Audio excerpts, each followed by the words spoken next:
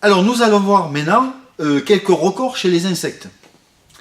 Alors, officiellement, c'est ce coléoptère le plus grand coléoptère du monde. Il s'appelle Titanus giganteus, hein, son nom est assez évocateur. Il vit en Amérique du Sud, dans les forêts tropicales, et il peut atteindre, c'est un longicorne, hein, il peut atteindre jusqu'à 16,7 cm, soit à peu près par là. Mais Macrodontia cervicornis, qui vit au même endroit, peut atteindre la même taille, et celui-ci, Dinacercule, qui peut aussi atteindre la même taille. Donc il n'a pas, c'est pas lui le plus grand du monde, c'est les trois, ils sont aussi grands l'un que l'autre. Alors, on va parler du Dinacercule, Dinaces hercules en latin, hein, mais on le francise un peu. Alors, le mâle et la femelle. Alors ici, j'ai une question pour vous. Pourriez-vous me dire pourquoi les femelles sont différentes des mâles, ou les mâles des femelles? Pourquoi les mâles sont différents des femelles chez certains coléoptères? Alors toujours pareil, vous appuyez sur pause pour me donner une réponse. Alors en fait, c'est tout simplement parce que chez les hommes, il y a plus de femmes que d'hommes. Mais chez les insectes, il y a beaucoup plus de mâles que de femelles. Alors les mâles sont équipés ici de protubérances, et ici ça forme une pince, des mandibules hyper développées, des cornes, et ça va servir aux mâles. En fait, il va y avoir une femelle et plusieurs mâles pour une femelle. Et ça va servir aux mâles pour se battre entre mâles pour obtenir les faveurs de la femelle. Hein, voilà. Alors, ici, une autre très belle espèce, c'est la famille des Lucanidés. Ici, c'est le plus grand lucane du monde. Celui-ci, c'est le plus grand lucane africain. Et maintenant, nous allons voir cette espèce ici. C'est le plus grand ténébrion du monde. Alors, qu'est-ce que c'est les ténébrions? En France, on les appelle les taupins. Alors, les taupins, en France, ils font entre 1 cm, 1 cm et demi. On les trouve souvent sur le bout des feuilles dans le jardin. Il y a une petite expérience très sympathique à faire. Quand vous en prenez un, vous allez le mettre à l'envers. Alors, ça leur fait pas mal, hein, mais entre leur thorax et leur abdomen, l'insecte va se contracter et ça va faire clic, clic, clic. On entend le clic, clic, clic, jusqu'à se contracter et hop, faire un grand saut. Et il va se remettre droit. D'ailleurs, les Anglais l'appellent le click beetle. Hein, clic, clic. Voilà, ensuite, alors qu'est-ce qu'on a? Ici, on a une autre très jolie famille, c'est les Bupresidés. Ce sont des coléoptères très colorés, vous allez voir, on les verra plus tard, c'est une explosion de couleurs. Ici, c'est le plus grand du monde, enfin, un des plus grands, parce qu'il y en a des plus grands, c'est Euchroma gigantea. On en fait des bijoux, on verra plus tard certains d'entre eux. Alors, ici, c'est le plus beau couple de bousiers du monde. Hein. Dans 30 secondes, on va parler des bousiers. Alors, le mâle et la femelle, je ne sais pas si on voit bien en vidéo, mais le mâle, il a une corne comme un rhinocéros. Hein. Alors, pourquoi je les ai mis là? C'est pas parce qu'il est le plus beau couple de bousiers du monde, non, c'est pas pour ça. Il y a un scientifique qui a fait une expérience et qui a prouvé que le bousier était l'insecte le plus fort du monde. Il peut déplacer plus de 1140 fois son poids. C'est tout simplement extraordinaire. Voilà. Alors, et puis il nous reste celui-là qui est au centre. Alors moi, c'est un de mes favoris.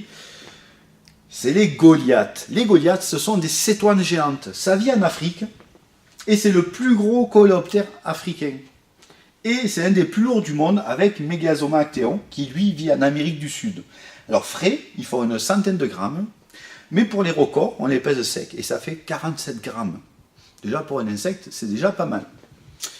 Voilà, je crois qu'on a fini cette boîte. Je vais mettre une deuxième boîte pour qu'on puisse bien les observer.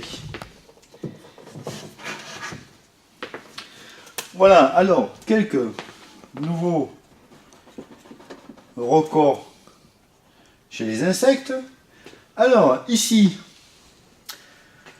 une très jolie blatte, Macropanissa rhinoceros, c'est une blatte australienne. Alors, elle s'enfuit, hein, parce que dans le désert australien, il ferait trop chaud, elle se déshydraterait, elle sort que la nuit ou quand il pleut pour chercher de la nourriture ou son partenaire. Alors, elle a la particularité d'être la plus lourde blatte du monde. Hein, elle fait une trentaine de grammes.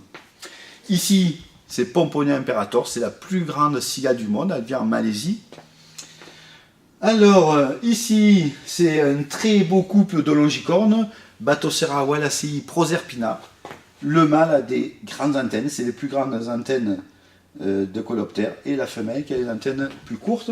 Alors, les antennes du mâle, chez les longicornes, servent pendant le vol de balancier. Alors ici, c'est une espèce intéressante, c'est une sauterelle. On l'appelle la magicienne dentelée. Hein, Sagapédo. Elle vit d'Europe jusqu'en Chine, mais en France, elle est protégée parce qu'elle n'est pas très commune et elle a une particularité. En France, on ne connaît pas le mâle. Donc, elle se reproduit par parthénogenèse. Hein, donc, c'est que les œufs sont autofécondés. Dans les pays asiatiques, les mâles sont beaucoup plus présents. Voilà. Ici, on reconnaît une philie, Phylum giganteum, hein, c'est le plus grand phasme-feuille du monde. Ici, c'est une autre famille de coléoptères, c'est les ténébrions. Alors, c'est le plus gros ténébrion du monde, il vit dans le désert de Zambie. Et ici, le plus grand couple de bousiers du monde. Alors, il vit en Thaïlande, Heliocopris dominus, dont les mâles sont quasiment toujours cornus et les femelles quasiment jamais, ou juste une corne atrophiée. Mais on va reparler des bousiers dans un petit moment. Juste pour terminer, ici, une espèce qui est assez commune en France, bien qu'elle soit protégée, c'est le lucane cerf-volant. Alors, la femelle et le mâle, ça c'est des tailles qu'on trouve ici en Provence, ça c'est des tailles qu'on trouve dans les grandes forêts, dans les Landes, dans les forêts de Fontainebleau, dans les Vosges. Alors, le lucane cerf-volant est protégé. Alors, à mon avis, à tort, hein, il y a deux espèces vraiment qui sont protégées en France et qu'il ne faut pas. Pourtant, moi, je suis pour la protection des insectes, bien sûr. Mais des lucanes, il y en a partout. Et le Cerambixerdo, le grand capricorne, il y en a partout aussi. Ils sont protégés, alors qu'il y a des espèces qui sont très très rares, qu'il faudrait protéger et qui ne le sont pas. Voilà, bon, ça c'est un peu... Voilà, alors pourquoi on l'appelle lucane cerf-volant? Parce qu'il a des mandibules qui ressemblent au bois du cerf. Cerf et volant, puisqu'il vole. Voilà, je crois qu'on a fini pour les records. Et maintenant, on va aller voir mes chers bousiers.